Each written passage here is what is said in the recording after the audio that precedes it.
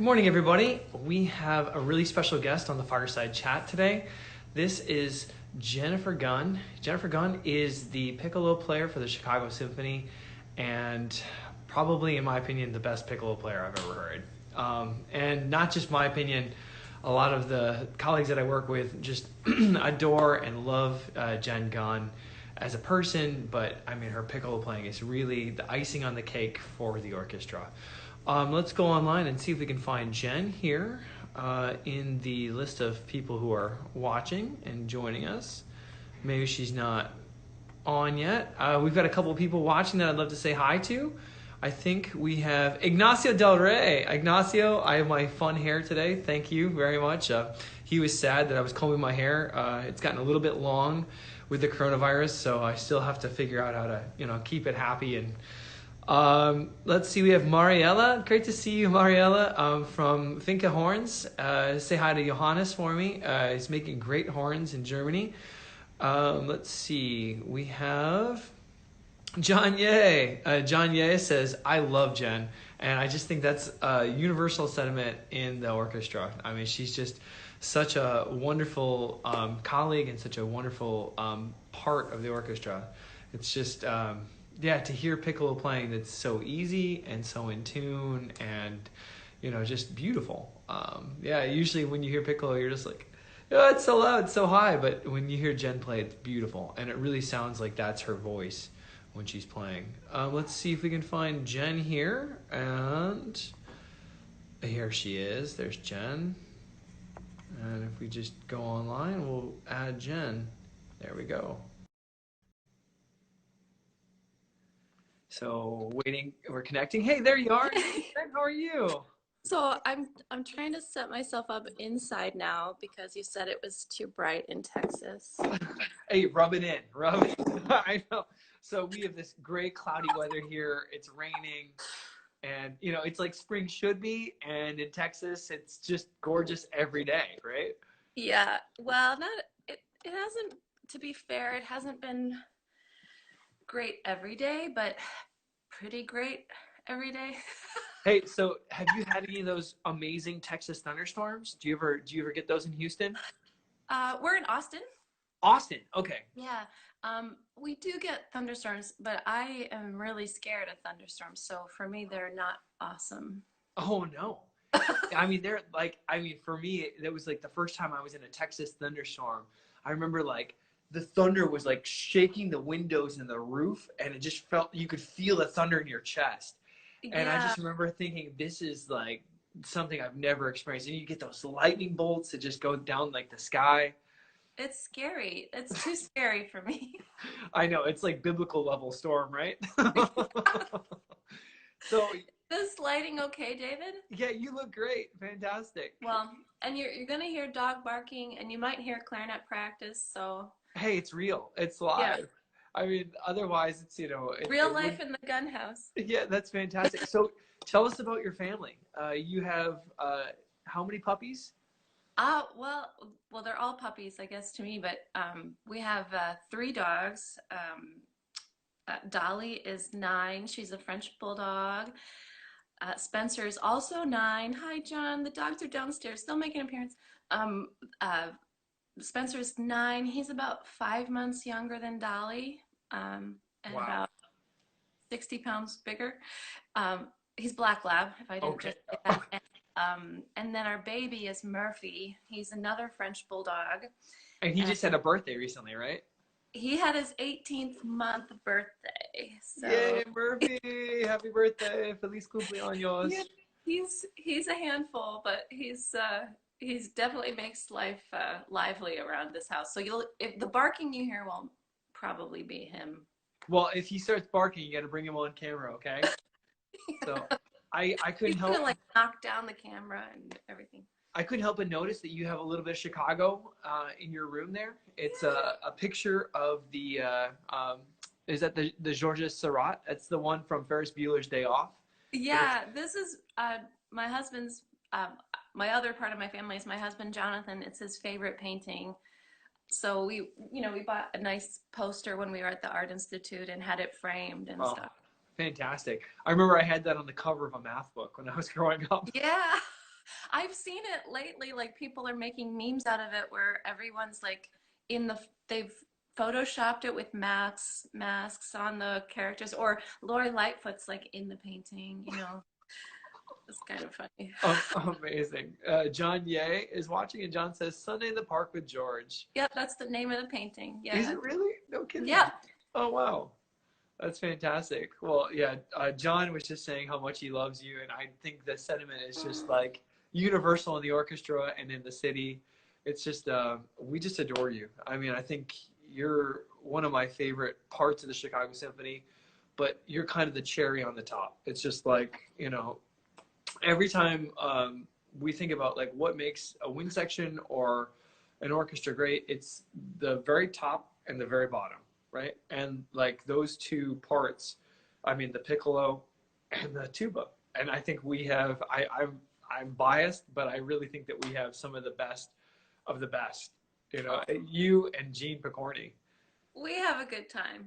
Yeah, yeah, exactly. Oh, you're also really humble, and that's one thing I just love about you is like you always do your best. You always bring your A game. You're always 150% prepared, and you always try hard. And it's such a pleasure to try to be on that level with you. I'm not saying I'm there yet, but I keep trying. I see people like you, and I'm just like I want to bring my A game because I know you're always bringing your A game. Well, you do. You certainly do.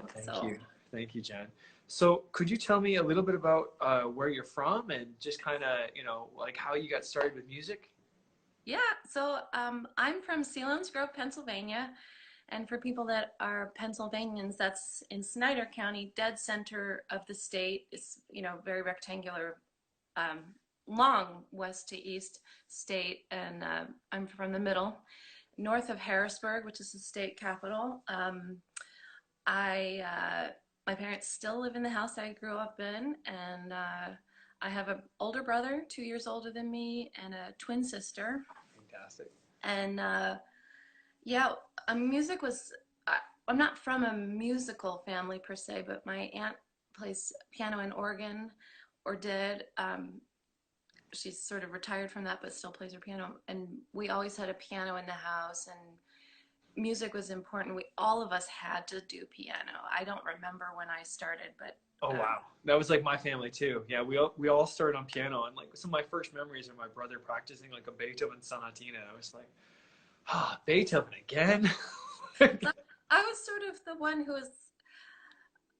I wish that I would have, like you. Well, you're going to ask me some stuff later. I wish that I could tell myself to go back in time and really pay attention and practice my piano.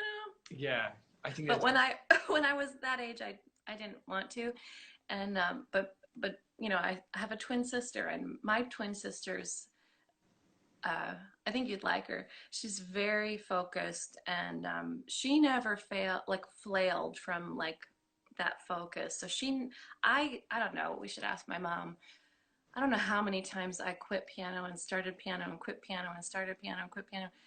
But my sister never quit. So I remember, we were like chugging along at the same, trajectory. And then I would quit and fall behind. And then she would start practicing. And I remember like her playing, Beethoven's Fiorelise, that everybody learns. But I couldn't do it because I had quit and then that made me mad that so then I was like, no, I'm getting back to piano lessons because I need to play with Fiorelise too. And you're like, check it out. I got the first page down, right? You're like, I can do this. Right now, I think I could play it with my right hand, but there's no way this left hand's just like. Yeah, I mean, putting them together. I got the left hand, but then I put the right hand there, and I'm like, then I put them together. I'm just like, it just doesn't work. Yeah, but my sister can still play piano, and I sort of, Jonathan and I both wish we had a piano, but we've moved so many times. We can get into that later, and we keep talking about getting a piano, and then, we move again and whatever. And then I think to myself, if we just had a piano, and then I stop and realize, well, how many pianos are at Symphony Center that I can play every day, and all I do is close the lid and put my flute on it. They make great tables, right? No, I'm kidding. I would never do that. So we've got a few people who are watching in the audience. We've got, let's see, Jayla is a horn student of ours from Roosevelt. We've got Michael Holmes. Michael's watching. And we have Min Flute. She says, we love you. Oh, let's see, Basset Hounds 3 gives you a lot of love. That's Laura Schaefer. Zach, really? Yeah. We've got Paul Luxembourg from over in Hong Kong Philharmonic. Wow. Yeah, so we have it's a lot of people that are watching today. So I guess I see one that I recognize. Hi, Francesco. That's awesome. Yeah, it's all like people's like names aren't necessarily in their feed, so it's hard to kind of pick them out. Oh, Natalia, hi. That's awesome. And then we've got hi from Puerto Rico, Arena Goldwasser. Oh, hi, Arena. Yeah, fantastic. She's our assistant conductor, Arena. No, I think that is Arena. Wait, the little icon's gone. I think that's Arena from Pittsburgh, viola, right? Oh, it is. You're right. Yeah, absolutely. Okay. Yeah. So, could you tell me about how did you start playing flute? Where did the flute come in? In my school district, at the age of well, it would be 9 or 10. When you hit 4th grade, you could pick a band instrument, and so my brother's 2 years older, so he started playing drums, and then we were all playing piano. I think my brother, hi Mark, my brother quit piano way before I did, so I wasn't as big of a quitter as I'm making myself out to be. But anyway, so my brother did percussion, and then 2 years later, my sister and I could pick instruments, and she picked clarinet. So I've been paired with a clarinetist my entire life, and multiple clarinetists, and I love them all. And then I actually picked saxophone because when I was in elementary school, like those pop bands with saxophone were really big, like Huey Lewis and the News. Like I was in love with Huey Lewis and the band Chicago and all that, and all this.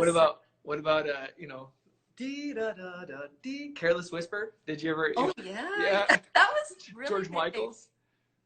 I mean, like when I was 10, that was 86. So, this was pretty hot stuff. I know Michael's very happy I started on sex. Anyway, but I was also, Michael says no, Careless Whisper. I was also really little, like a tiny little thing. And my sister and I would walk home from school, to and from school. And that saxophone was big and heavy. It was big old Bundy case, Yes. And she had her little tiny clarinet case, and I'd ask her to switch with me and stuff halfway home. And eventually she was like, I've caught on to you. No, I'm not carrying your saxophone anymore. And I was like, And so I went, I've told this story before to other people, but I must have gone to my mom like I did every time I wanted to quit piano lessons, and went to her and like cried about it. Like, I don't want to play this. And I probably said, well, I don't want to play saxophone anymore. It's too heavy. And I wanted to play violin always. And my mom wouldn't let a violin in the house. I mean, you know what kids sound like. Yes, yeah. A little screechy. Yeah, I got my nephew plays. But I didn't. She's like, no violin. And so she said, well, how about, she knew me even then, I guess. She said, well, how about the flute? It's small and it's shiny and pretty. So I started the flute. So when you started the flute, like, I mean, obviously the embouchure is different, like the sound is completely different. It's like different even how you hold it. Like, were you happy with the sound when you started it, or were you kind of like, oh man, I wonder why I chose this, or did you instantly fall in love? No, I don't remember a lot from age 10, but I do remember saxophone was easy for me. At age 10, I don't know how many saxophone players there were, but I was pretty good. I was like one of the better little saxophone players. The thing that helped is the fingerings are mostly the same at that beginner level, playing hot cross buns and stuff. And And when I started flute, that was like, I don't know, halfway through fourth grade. And I'm from a small town, so the band director would come to the elementary school to teach the high school band director would come to the elementary school to teach the little kids like once a week, I guess. I don't remember. But so I said I wanted to quit. So that was Mr. Panino. And he said, well, then you can come to the high school after school every day, at 3 o'clock and catch up and learn the flute so you can catch up with the other girls. Well, I think they were all girls in the flute class.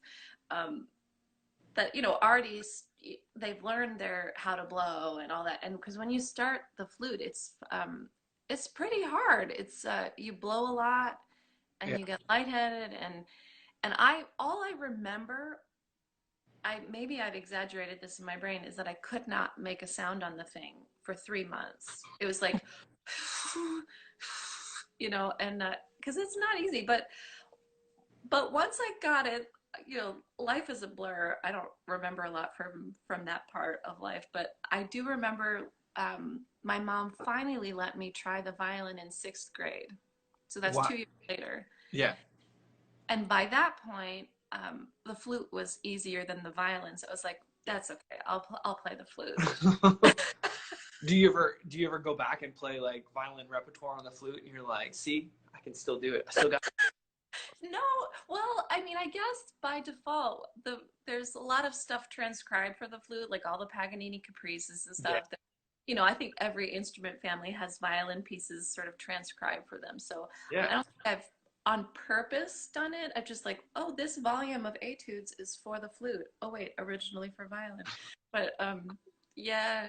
But then in high school, my sister and I, our program was so small that there was like 1 or 2 people that played a string instrument, but the band director wanted to help them out and fill out a string ensemble. So in high school, my sister played cello and I played viola. Really?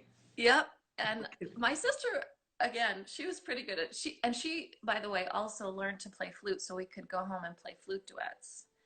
Because so we'd play flute and clarinet duets. So I gotta ask. All right, so are you identical twins? Yeah, we are. Did you ever do that Freaky Friday thing where she showed up and she was playing flute and you played clarinet? You never. Did you have like you're like one has glasses and one has a big ponytail or? We did. My mom was, I think, smart. We were separated. Our classrooms, we were always in separate classrooms from the time we were in kindergarten. Okay. So we really have, although we look very much alike, same hair, same eyes, same coloration, same, even though we don't even live anywhere near each other, we have very similar gestures with our hands and the way we are crazy. But but my mom kept us separate, and I think that was good because we were really, I think we're very individual people. Yeah, absolutely. My brother has twins, and they're not identical twins. They're fraternal. They're boy and girl. Yeah, but it's just it's interesting to see how they're so close, but yet they're so different. And obviously with a boy and girl there. But so in high school, you started playing the viola, and your sister played flute, so you could do flute duets. I mean, I can't help but to think how nice it'd be to play music with a family member.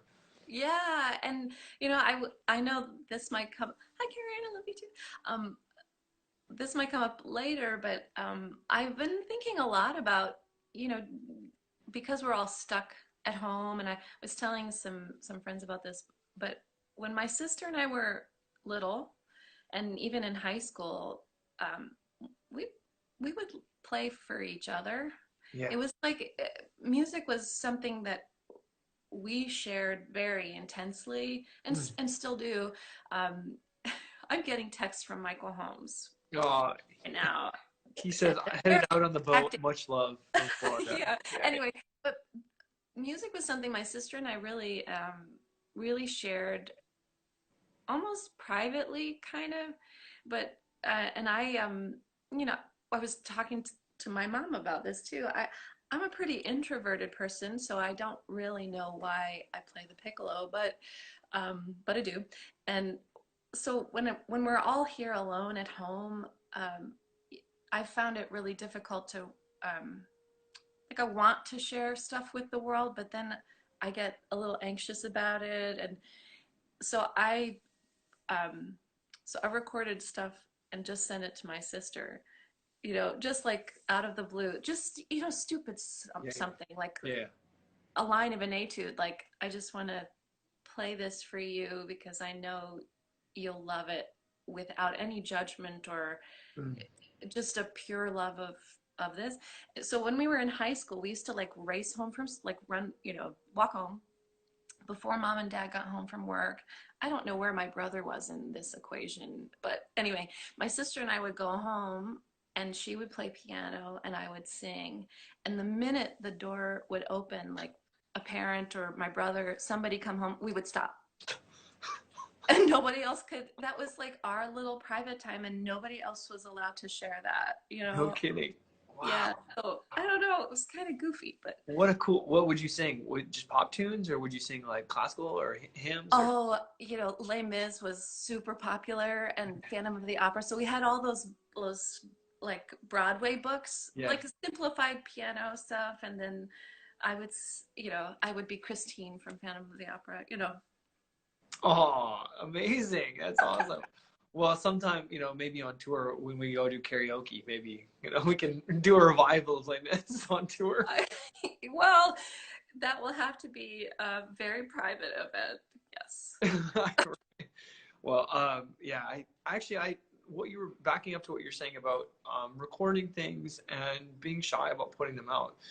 I feel like maybe the perception of me is that I'm an extrovert, and to a certain extent I am. But I think when I do record something, there's always that fear of like, oh man, what are people going to think about this? How are people going to judge me? And how could this? And it's scary to like post something online. You know, Yeah, it's yeah.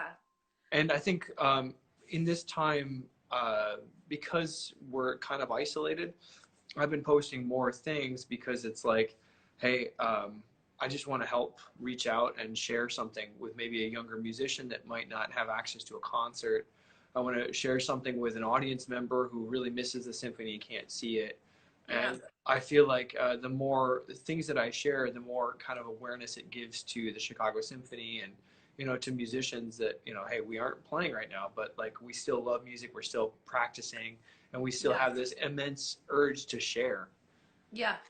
And I think all of us are doing it in whatever way is comfortable for us. I mean, I love what you're doing with, I mean, you've seen me watch. I'm like watching Thank you you.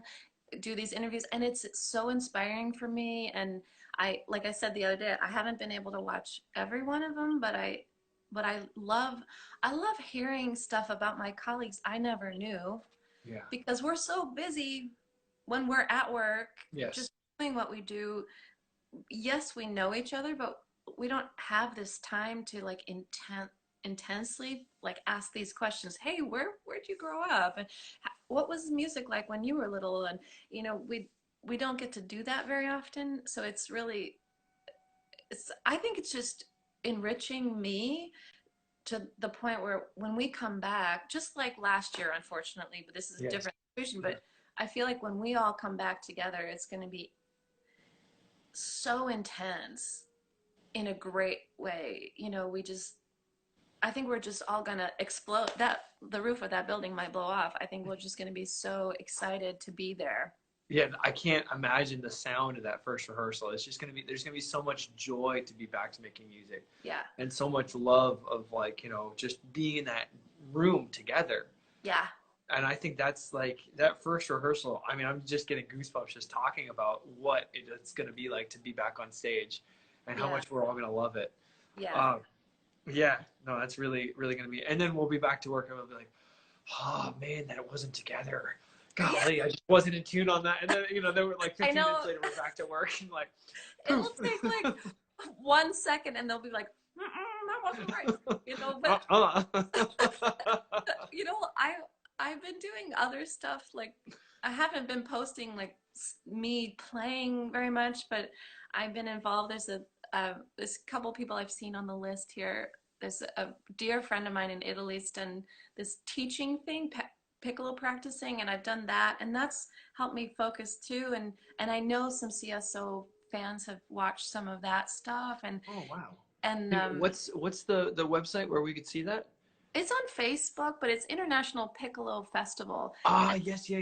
I remember I saw that, that masterclass a few weeks ago. Yeah, and it's just kind of fun, and just other little things. Like yesterday, well, you said I'm in Austin, Texas. I'm in Austin, Texas because my husband's the clarinet professor at UT Austin.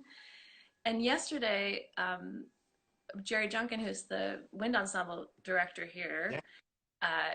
he asked me to talk to his conducting class. Now that was a private thing, but because I have the time, I could do it. And, then I found myself talking about the CSO so passionately that it's not that I'm not passionate about CSO. I just don't talk about it too much because I'm doing it every day. And, Yeah. You get into sort of a groove of like, but yesterday I just felt so free to talk about my experiences and my love of the job. And I think I don't know. My husband also said, you babble a lot. Jen, could I interrupt you really quick? You said some things that, number one, I'd love to touch on how you practice piccolo and how you got into the piccolo, but you also shared something about your love of the job and your experiences. Would you mind sharing some of those with us right now? Well, what struck me yesterday, I was asked, what's it like to play in the CSO? And I'm not very good with my words, but it's an indescribable feeling to me to sit inside this, I'm just going to say band, sit inside the band. I remember when I first played in orchestra in college. I don't remember saying this, but I remember my mom saying, I called home and said, I'm dropping my ed major. I'm going full music performance. If I'm going to do this, I'm going to do it right. I want to play in an orchestra. And where were you studying at this point? I did my undergrad at Duquesne University in Pittsburgh, Pennsylvania. Pittsburgh, yeah. So I remember having that feeling like, as a flutist, you're dead center. You're like completely surrounded by the whole sound of the orchestra. It's not just like in the back or in the front. It's sort of like, I just feel like I'm just enveloped by it. And I just thought that was amazing. And it's been amazing every job I've had, but sitting in the CSO is something mind-blowing. Well, Jen, I always say that I have like the best seat in the house. And like when I go out and I listen to the orchestra in the hall, it's not the same as sitting on stage and having it around me.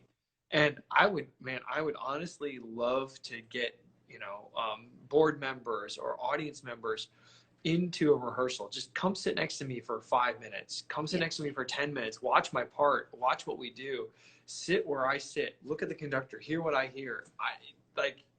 You'll be a convert from then on of just how great an orchestra is, and also like how much fun it is, right? That's. I don't know if I use fun on a daily basis, but it's intense. I mean, it's like it's a drug for sure. It's just It's it's that adrenaline rush. Like really, like when we're getting ready to play a solo, like the heart starts racing, and then my stomach's up to here, and I'm just like, all right, here we go. I guess I have I watched a masterclass with my friend Sarah Jackson. She's in LA. What did she say? She said the piccolo. You're either something like you're just asleep or absolutely terrified. There's no in between. In the job I sit in, so it's just like, how many rests do I have? And then all of a sudden, like, oh my gosh. Yeah, I always talk about the nerves as being like you're strapped into a roller coaster, right? And it's like you're clicking up on this roller coaster, and then when you're at the top, you're either, oh man, like, oh no, geez, oh please make it stop, or you're like, wow, and it's like, which one do you want to choose, right? And for me, it's much more fun to enjoy the ride. So, and I think that's like how you have to look at it, like for me, for nerves, because they're gonna come, but just look at it and say, I enjoy this, and let's do this. Yeah. Yeah. So, how do you practice the piccolo? Well, I guess my approach to the piccolo is very much an extension of flute playing because it is a flute. But then, if you don't know the difference, the flute is just cylindrical. It's straight, like the one end is the same Diameter. circumference. Diameter is the other. It's just a long tube. The piccolo is conical, so where the part of the piccolo that you blow in is a larger tube than the end. I didn't know that. Yeah. So because of that, that's the extent of the physics lesson. There's differences in intonation. I mean, for the most part, we're using the same fingerings as the flute does, with some slight variations. Wherever you go up high or something, but because of that change in the bore, some of the notes that we're so used to on the flute, like the typical flat notes or the typical sharp notes, they might be completely opposite on piccolo. So so that's one thing. When you're practicing piccolo, you have to sort of learn how to change your brain because oftentimes piccolo players are switching from flute to piccolo and back and forth all day long, and you just have to know right away when you pick up this one, the flute, these notes go here, and when you pick up your piccolo, these notes go here, and then of course, just like you guys, if you change brass instruments, one has a bigger mouthpiece than the other or smaller than the other, so you have to make adjustments with maybe the size of the airstream and of course the size of the embouchure. But other than those technical things, I try to approach the piccolo as I would the flute. I've been playing the flute what feels like my whole life, and it's an instrument that you learn to sing through. It's a very easy instrument to sing through once you get a hold of the not passing out thing. And it's a very vocal instrument, and I feel the piccolo is too. It hasn't always gotten that kind of break, but I feel like the piccolo for me, it's really clear that you sing through the piccolo. I mean, I love it. When I hear you play, it's not like you're a flute player playing piccolo. It's like you're a piccoloist. I mean, it's like you've taken that and that has become your voice, which is the difference. It is my voice. I feel very strongly about this. When I was talking to the conducting class yesterday, if anybody's there, hi, they were asking me about flute and piccolo and all that, and I said, well, I remember taking auditions, lots and lots and lots of auditions. I've taken a lot of flute auditions, and I know you showed your book, your audition book the other day, all those excerpts that we all learn. Well, on flute, still are, very specific excerpts that I hope to never, ever play in my entire life. Like Daphnis? I love Daphnis. Wow, There's okay. other ones, but so when the excerpt book, I open the excerpt book, there are some pages that I just I don't like those pages. But my piccolo excerpt book, when I started to take piccolo auditions, there wasn't a single excerpt I didn't want to play for real. No way. I just love it all. And I was sort of joking, like, piccolo players will appreciate the Czech 4 thing, but Tchaikovsky 4. It's a love-hate, but I still love it. And it's terrifying. Yeah, right. Yeah, thing. And it's hard, and you either do it or you don't, and there's no like real, I shouldn't say this way. I don't feel like it's not a huge artistic outlet kind of excerpt. That's for sure, yeah. But I still love to do it. And I for as many years as the CSO now has been playing Tchaikovsky 4, I'm glad we're going to get a rest from it, but I'll still look forward to it when we do it again. So I guess that'd be like a question for me as like a brass player. Like, we do a lot of sitting around and counting rests, and then we have to come in usually with a very like pure note, or we have to pick off a high note or something like that. That's kind of the nature of horn playing, is you wait, and then all of a sudden you come in on a beautiful soft high note. For piccolo, it seems like you sit around, you wait, and maybe you come in with something fast. How do you practice something like that? Well, I think first of all, you have to be in really good shape. I mean, I've heard you talk to several people now, and we all were sort of like long tones, long tones, long tones. Yes, yeah. I mean, you have to have a serious foundation of fundamentals behind you, or you can't do what you just described. So that has to be in place. Yes. You have to do that, and then of course, like something like the Tchaikovsky Fourth Piccolo Solo. That's a huge piccolo excerpt. It's on every piccolo audition without fail. I can like confidently say that to someone. Is it a first round excerpt, or would that be like a second or final? It might be an every round excerpt. Every round. So what you're saying is You're gonna play it. Yeah. You're gonna play it in the audition. So for that one, I remember early on, of course, there has to be a period of time where you're picking the excerpt apart, you're practicing it in a very systematic way, and repetition.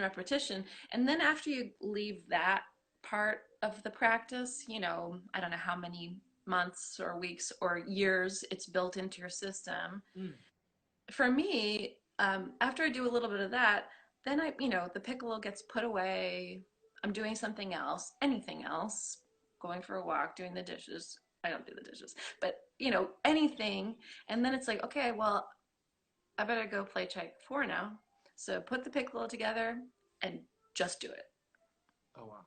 And see if you can. I mean, you can't just pick it up and do it. There's got to be like, okay, I put the piccolo together, and now I have to like think about it, and I have to think about what's going to come out. It's kind of like what you're saying, like you sit and you just have to be prepared. And it's almost the same, like it could be a sustained note, or it could be all these fingers, but that airstream has to be so sustained, no matter if it's a potato note or a million notes, it's just, so for me, it's the practicing has been done. I have to trust myself. I know it. And that my airstream is going to take me through. And yeah, there's a heartbeat that's up here. Yeah.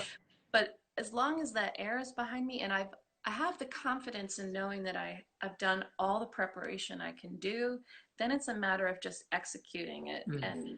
And for me, that was, I mean, I remember way back when Jonathan and I were in Fort Wayne and I started taking some piccolo auditions, I would just walk into my little studio, play the stuff, and go back out and watch American Idol or something, and he's practicing now. He would be like, well, don't you have an audition? I was like, yeah, I do. But I have to like play Czech 4 without practicing it. I can't practice it for an hour. I can't even do that in the orchestra. You play nothing before the excerpt notes. Yeah. So there's no warm-up note at all. He's very cruel in that symphony for us. Yeah. So, yeah. Wow. That's like a huge insight into just like, how you execute, how you practice, how you think. But yeah, just like what you said, it was trusting the preparation and knowing that you've done all that you can do. And I think that's oftentimes when students talk to me about nerves, I say, well, have you, unturned every rock? Have you prepared really like you can? And so, well, yeah, like, I'm guilty of when I was younger, like, yeah, I've done everything, but you haven't. Yeah. And, I'm guilty of that. I mean, for me, it was, I was so eager to take auditions, and I just was begging my teacher in undergrad, can I want to take an audition? I was so fortunate, but my teacher I've got a lot of wonderful teachers, but my 2 undergraduate teachers both won their jobs when they were in their 20s, early 20s. Wow. And I had this idea in my head, if I didn't do that too, then I was going to fail. I'm from a small town. I didn't go to Juilliard or Curtis or whatever. I was at a good school, but it wasn't a like well known for pumping out performance majors. And yeah, so anyway, I had this pressure of having like, I must get this done before undergrad. So I kept pushing him like, can I take auditions, please? And he finally let me. And I was not prepared for that first one. And you know, he told me all the things. Did you practice this and this? And I was like, but I didn't. And then when I got there, it was like, oh my gosh, he was right. I should have prepared. Yeah, it's like, you know, those things like, did I make sure I played it with a metronome? Yeah, I got my times all right. Are you sure you're in tune? Yeah, it's good enough. I'll get it, you know. Yeah, but you know, you learn from these kind of situations. So I certainly did.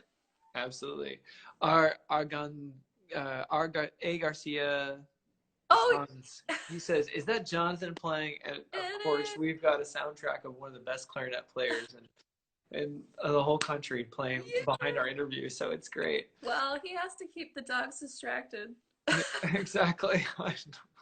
That's so funny. So, could you tell me about what it was like for you to audition for the Chicago Symphony, and when did you do that? Yeah, so I've also heard you talk about like many auditions people take to get in the seats they sit in, and I'm no, my situation, my story is no different. My predecessor is Wally Kujala, and he's an amazing, amazing man. And he sat in that chair, or in the section. I think he started as assistant, then moved to piccolo shortly after that. He was in the orchestra 47 years. Wow. And after he retired, there were 5 piccolo auditions to fill his chair. 5. 5. Yeah. And I eventually won number 5. But I took the audition 3 times, 3 out of the 5. I took it the first time, and I try to remember what year that was, and I'm not really sure, but it was one of my early piccolo auditions. I really had, I'm not just saying this, I had no business being there, but this, as you know, the CSO is one of the, I think is one of the good things about us is that we don't turn anybody away. Even if you have nothing on your resume, you can still come. And I think in my case, even at, well, it was audition number 4, I never held a piccolo job before the CSO job.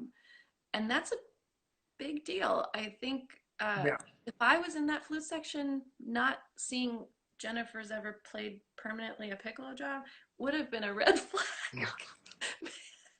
Maybe you should have been, but so anyway, I took that first audition. I have very little memory of it.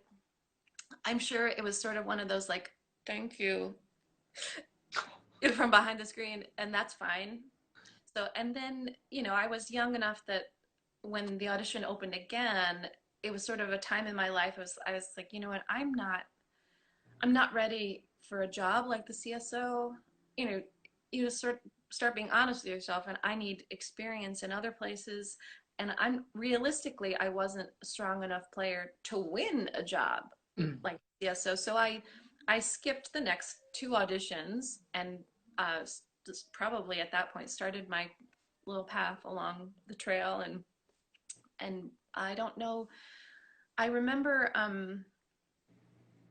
I was playing in the Louisville Orchestra when audition number 4 came along, and I was second flute slash assistant. There's a 3-person section there, and my section mates were amazing, and the piccolo player said, well, Wally's job's open again. And I said, yeah, I saw that. And he said, Jennifer, you have to go. You have to take it. And I was like, I don't know, Don. And he was like, no, you just have to. It's, you know, 6-hour drive, just go. And I did. I went, and I made the finals. And I was like, what? You know, when they call out your name, like, what? And that particular audition, I think the prelims were maybe in something like November or early December. Yep. The finals weren't going to be until the end of January. Mm-hmm.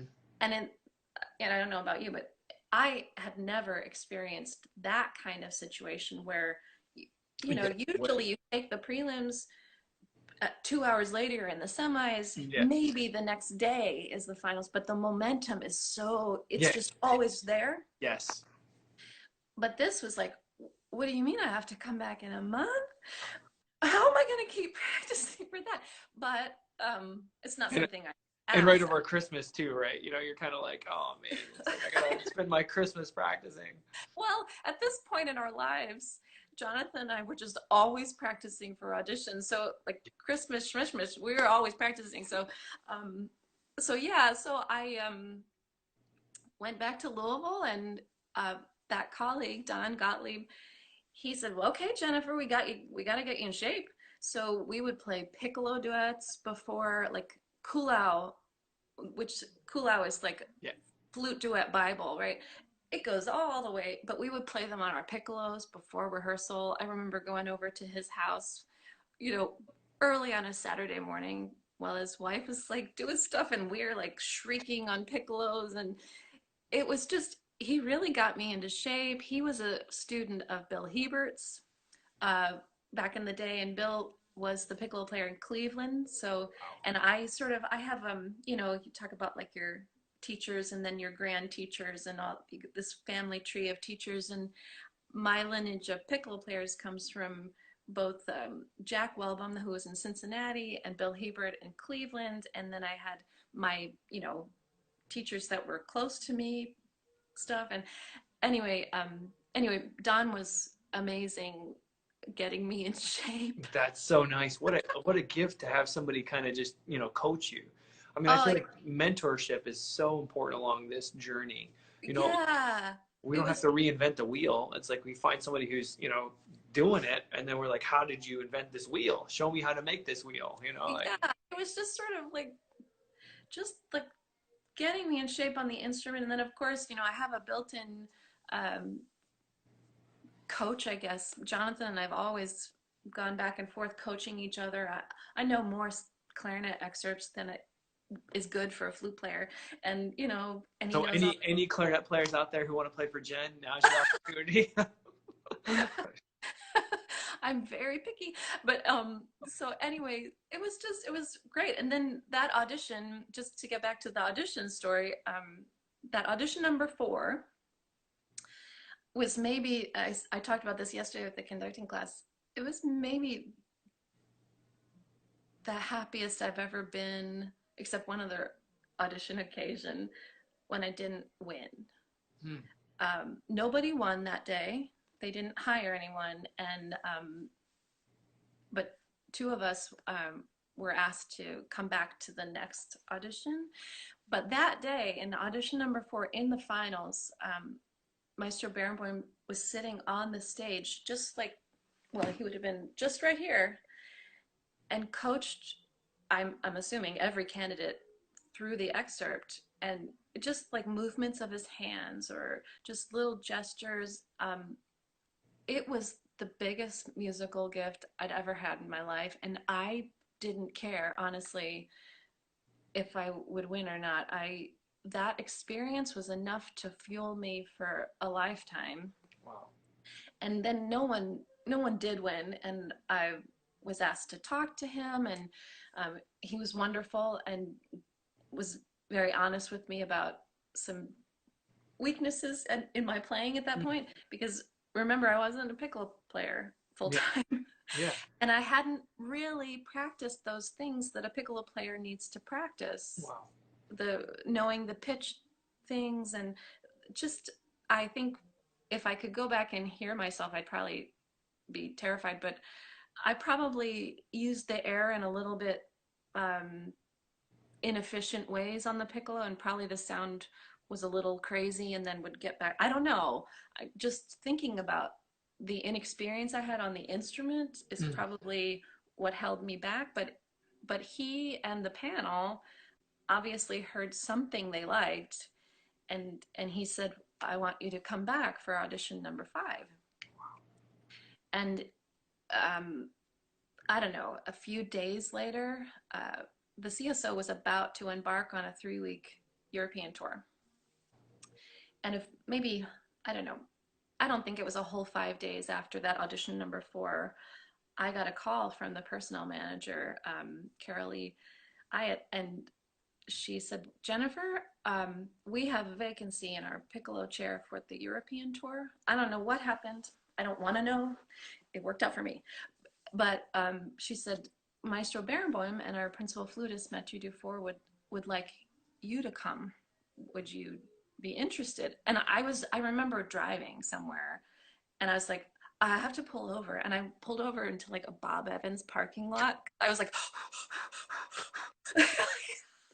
you want me to go on tour? What?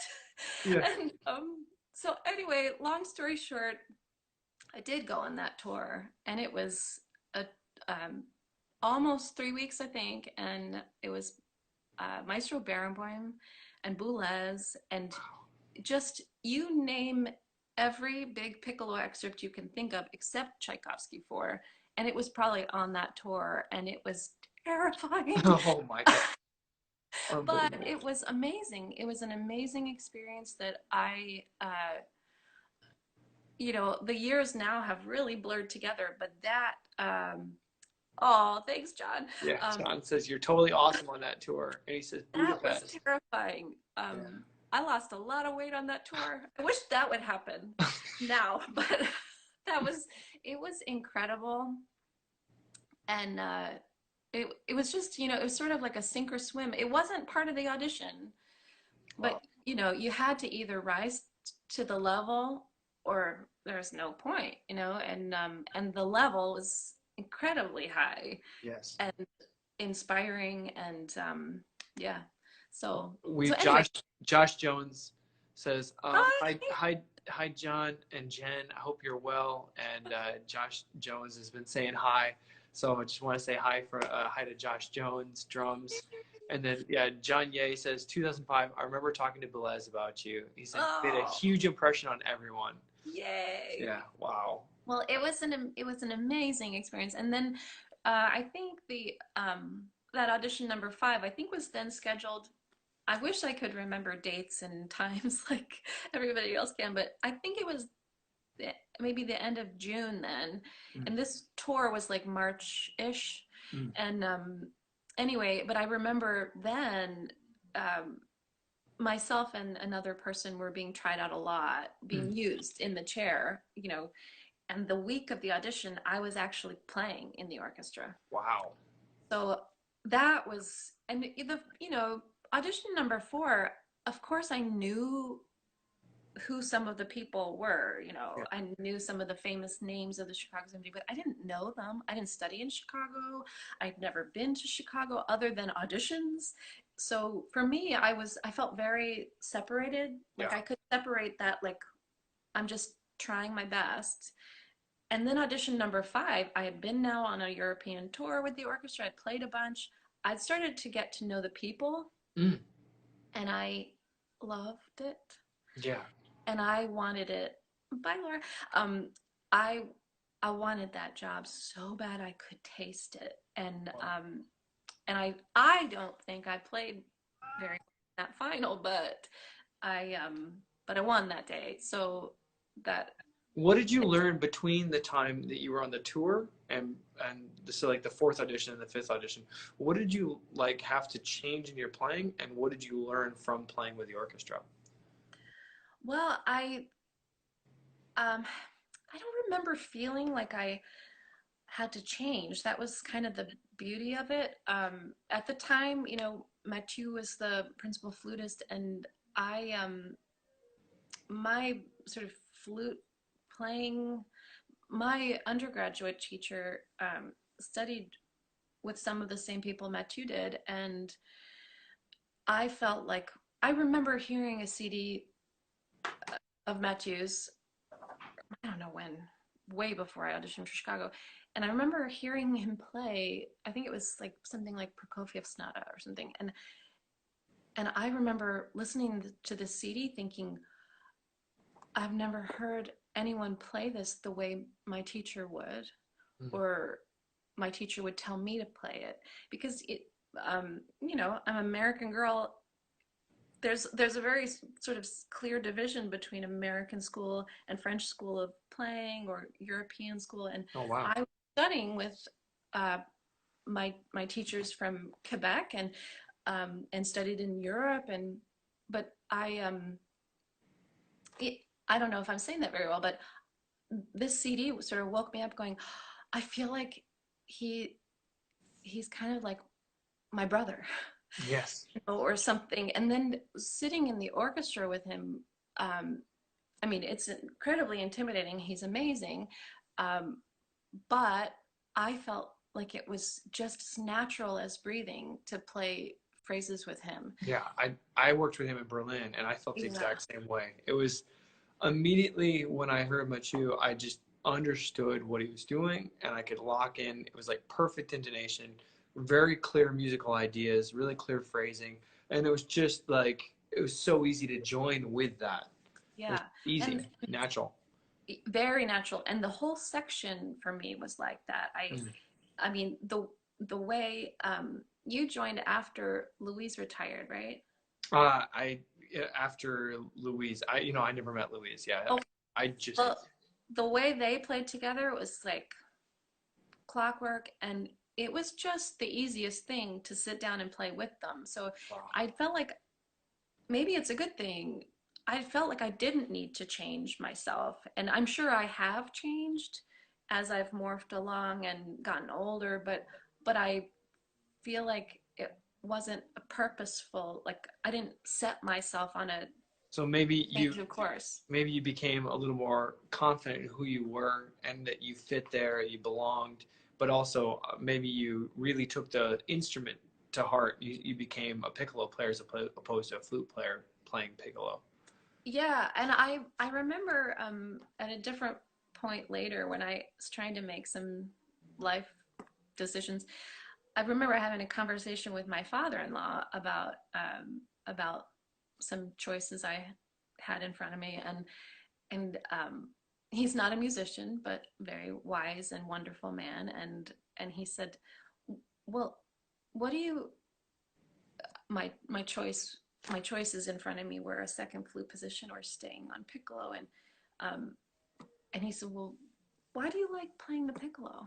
And at that point, I never really thought about it. I just did it, and it was very natural for me. It always has been, even though I reluctantly, I didn't think I wanted to be a piccolo player, but it was always a natural Yeah. thing, which I'm grateful for. But I remember talking to him and saying, "Well, I love playing piccolo because it's like playing second flute. And when you're playing second, you have to fit into someone and lose yourself in their sound, and but also be strong." And I said, "But it's like doing that. I have to do that all the time on piccolo. You have to fit in when you're in the you know and but then um, I get to finish the phrase where Matthew can't go. I have to take his phrase where the flute physically can't take him, and I have to be the extension of that voice. And that to me, those were the most magical moments for me, where I felt like I could I could continue that. Like there's a very famous Mahler 9 flute solo. Beautiful, beautiful thing. But just a teeny bit of it, the flute can't go high enough.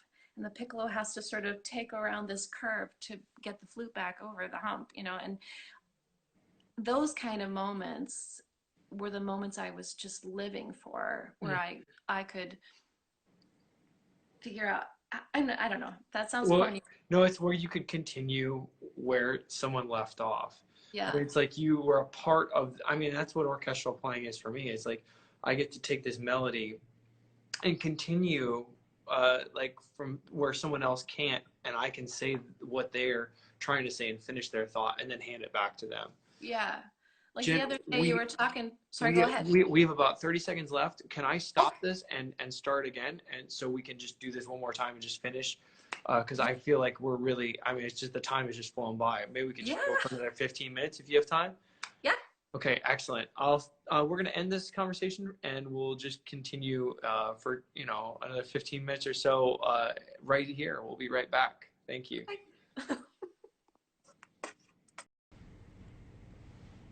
Hey, we're back and we are going live with Jenn Gunn. Jenn was just in the middle of talking about what it's like to play piccolo in a fantastic flute section and how the piccolo can be a continuation of where the flute leaves off. And it's this amazing continuation of sound and continuation of musical ideas. It's kind of what some of the greatest moments of playing in an orchestra is continuing someone else's musical line. So Jenn is joining us here, and meanwhile I can show you Muffy. Muffy wants to be part of the show here. Muffy is always a star of the chats. Hey, this is Muffy. She always has to get in the chat just a little bit. I set her little bench. I have an ottoman right next to my foot, so she can sit there. So you were talking about just continuation of Machu's line and how you felt like he was like a brother because he had some of the same musical training that you might have had as studying with someone who studied in France. Yeah. And so you kind of felt like this is how my teacher would have played it. This is how I think of playing it. And when you heard Machu play, it was just like, wow, this is fantastic. I really, and you felt so lucky to be able to continue on his musical line. Yeah. It was so well said. It was so fun to hear you talk about those moments. And Well, now I get to do it with Stefan, and it's amazing too. Stefan brings this part to the orchestra. His sound is just so gorgeous. And we're going to talk to Stefan on Wednesday. Oh, so good. we're doing a CSL Flute Week. We'll have Emma on Friday. Yeah. So this is like, it's so cool to get a chance to like, just have the CSL flute section here.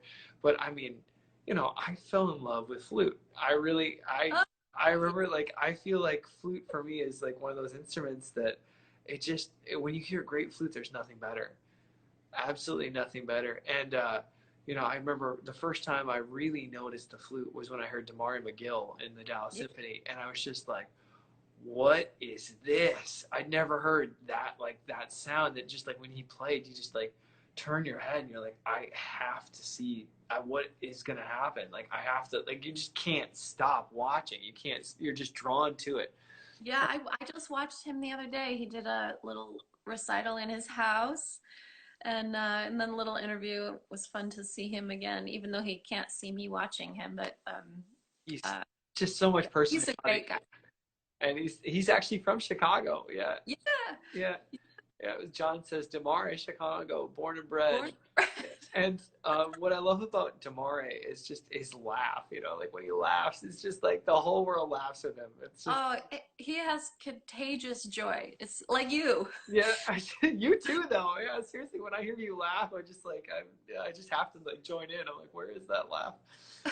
Because you can hear it across the hallway or in the downstairs and in the lobby or the lounge. Yeah.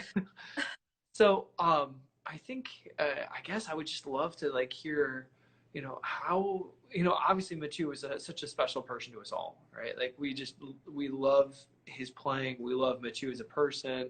We love like the standard that he brought in excellence.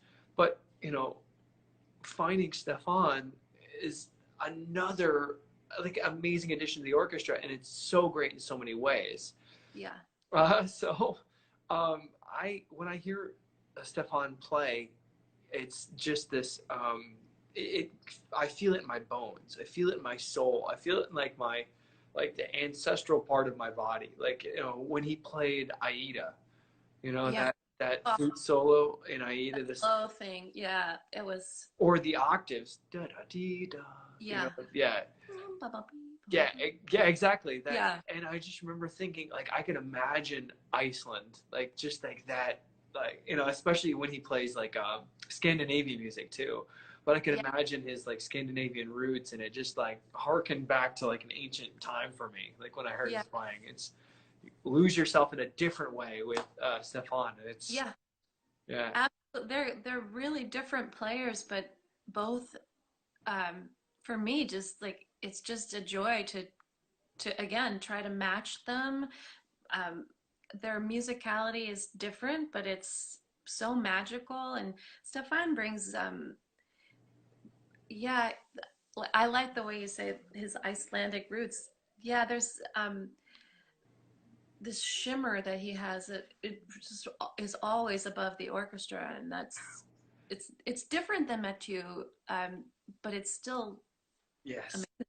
Well, I remember like the one concert that really like so our hall, you can attest to this.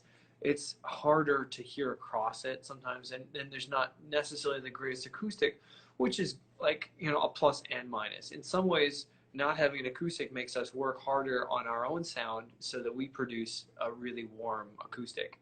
Yes. But when we took our orchestra to Carnegie, it was that second night, I believe, we might have been playing the Prokofievs. And I just remember like, Stefan's, the first time I was like, oh geez, oh geez, oh geez. I'm in Carnegie Hall. This is my first time ever playing in Carnegie Hall. Really? Yeah, it was my first time ever playing in Carnegie this last year. I was just like, I made it. I've arrived.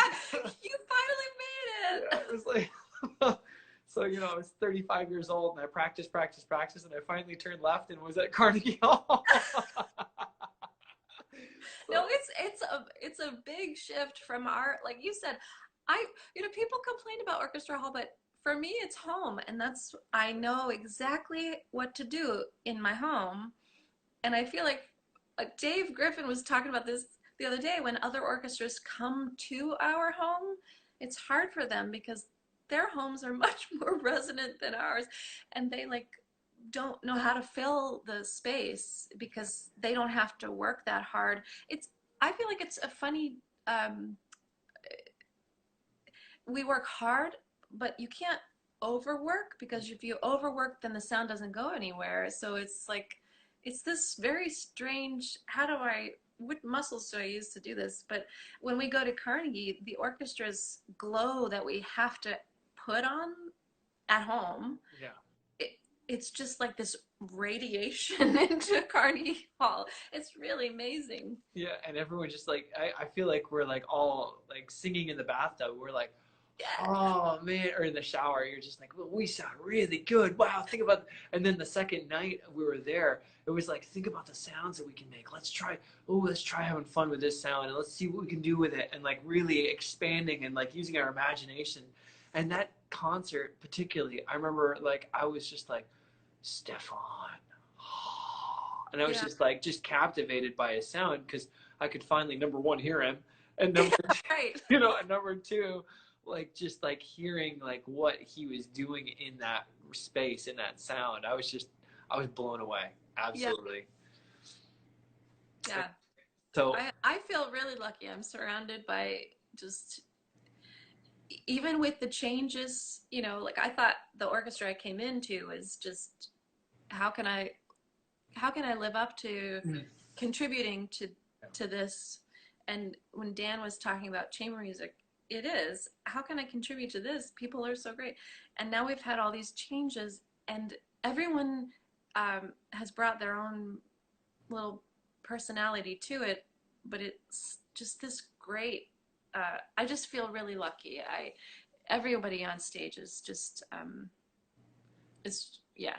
well, we have this standard that we come into, and then obviously at first you're just like, holy smokes, everyone's so good, and then like you're like, all right, now I just like at the beginning of the interview when I said like I hear the standard that you bring every day, and that inspires me to keep my standard at home, but I won't come to work with it any less than that standard because it's just that's the level you've set, and I know that if I don't bring that level that I'm going to be letting the team down.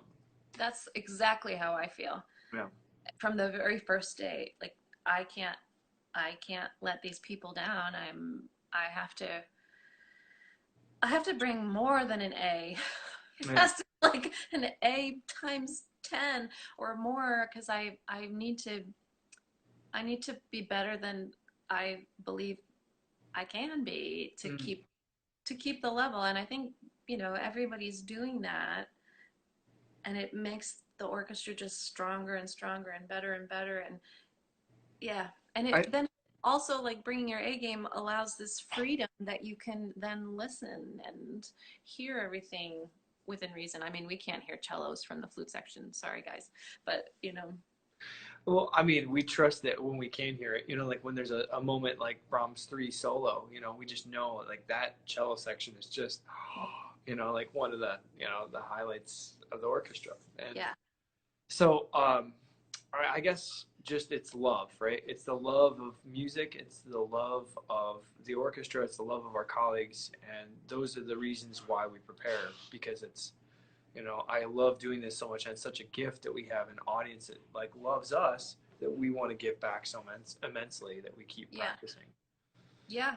And I mean, I don't know about you, but I know we talked a little bit about, you know, sharing stuff in public, but I've been practicing the flute and the piccolo more for the just the pure joy of those fundamentals in this isolation period, because I have the time, Mm-hmm. but I also have the desire to do it. I haven't stopped. I think maybe I've not played the flute well, I say flute, that could be flute or piccolo, but I haven't played my instruments maybe one day in this whole thing. Every day I get up and I'm like, you know what, Jonathan's teaching online a lot, and I'm like, well, I'm going to practice. And I know his, you know, just like you could hear him a little bit ago, his students are like, your wife's practicing again.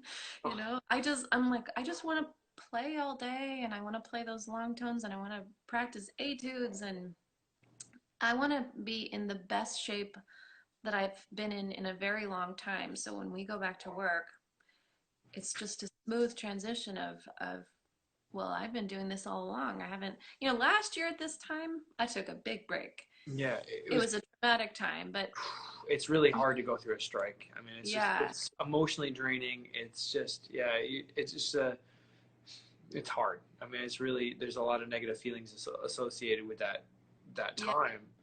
But And, this year, yeah. at this sort of strange, it's the same time as last year, the same time of year. But this time I just want to play all the time. You know, the flute is always out on a peg on the dining room table, and I'm just like, I just pick it up and play whenever I want, hours and hours a day. And that's not a luxury I usually have when we're, Yes. and You said a word that I really like, is a luxury. And I think this time that we have is really, truly a gift.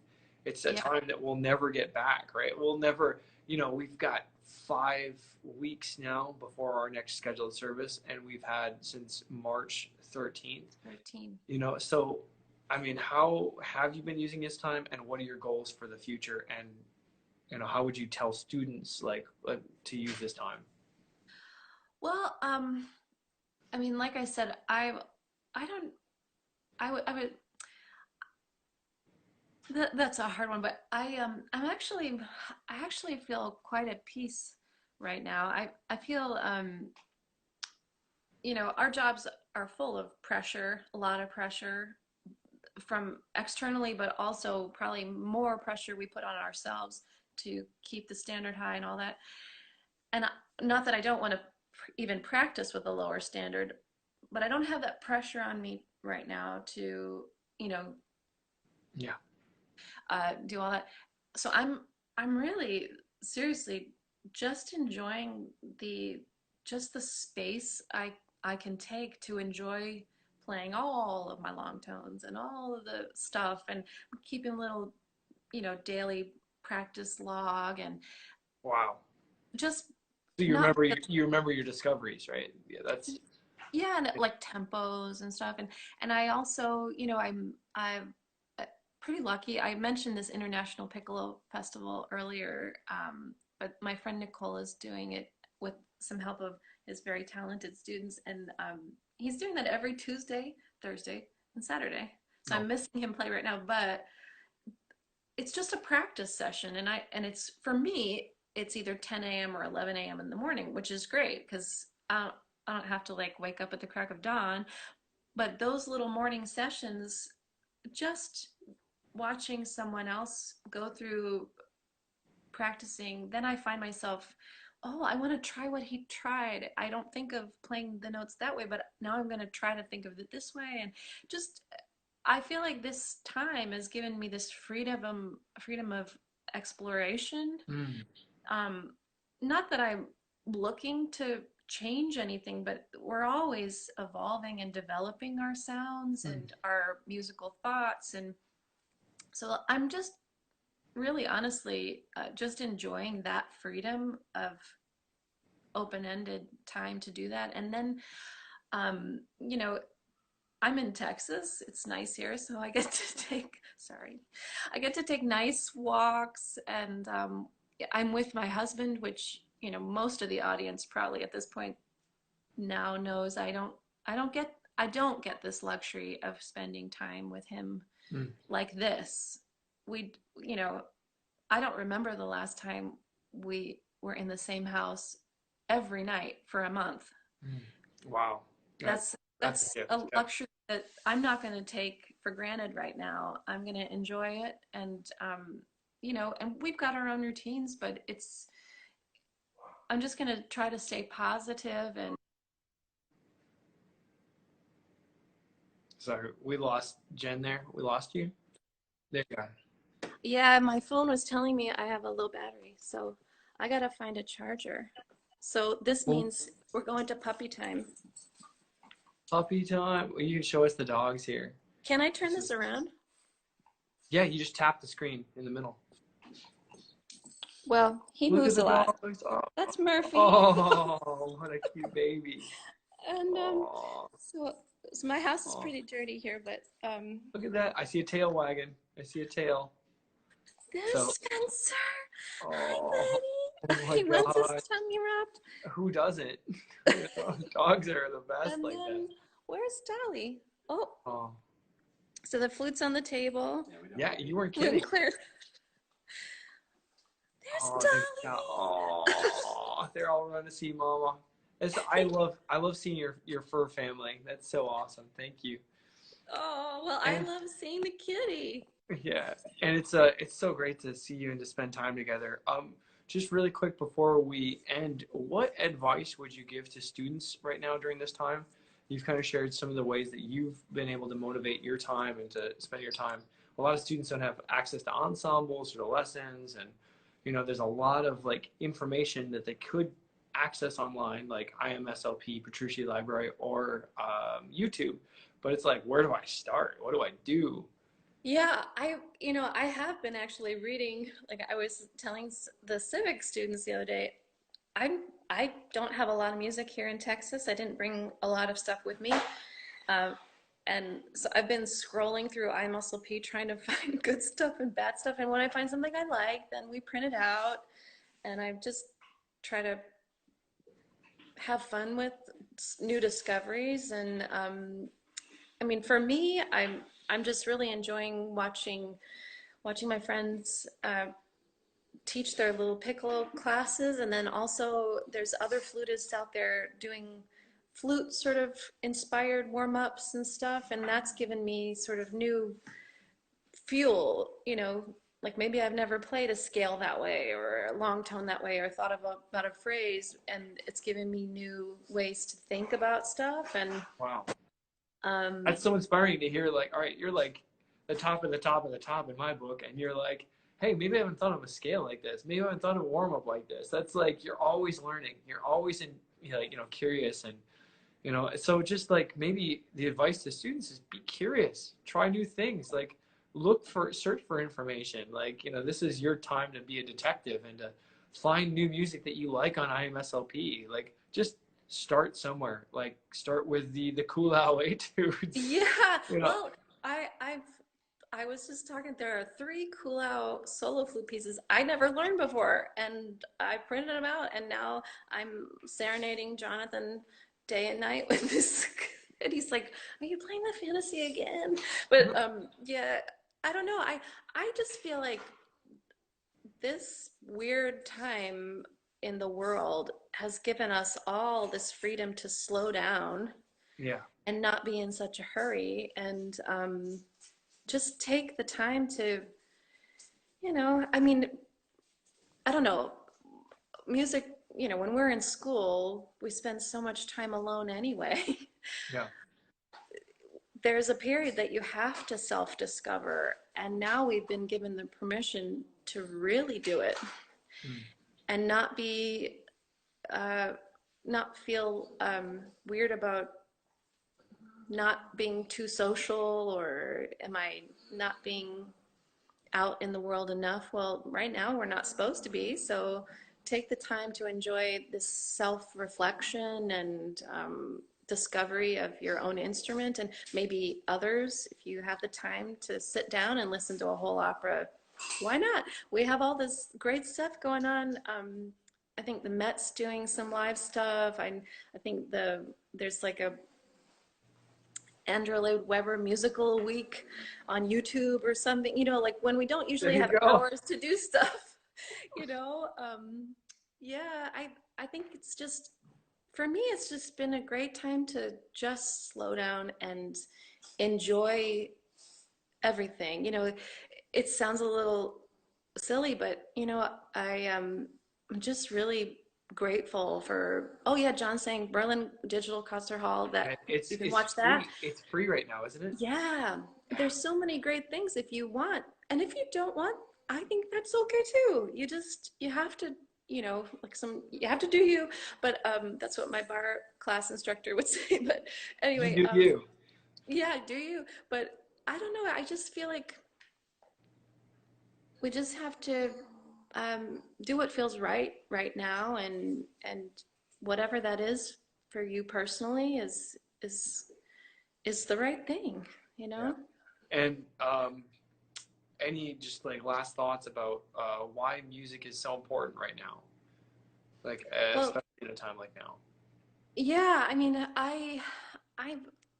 so many people have had so many wonderful, concise answers.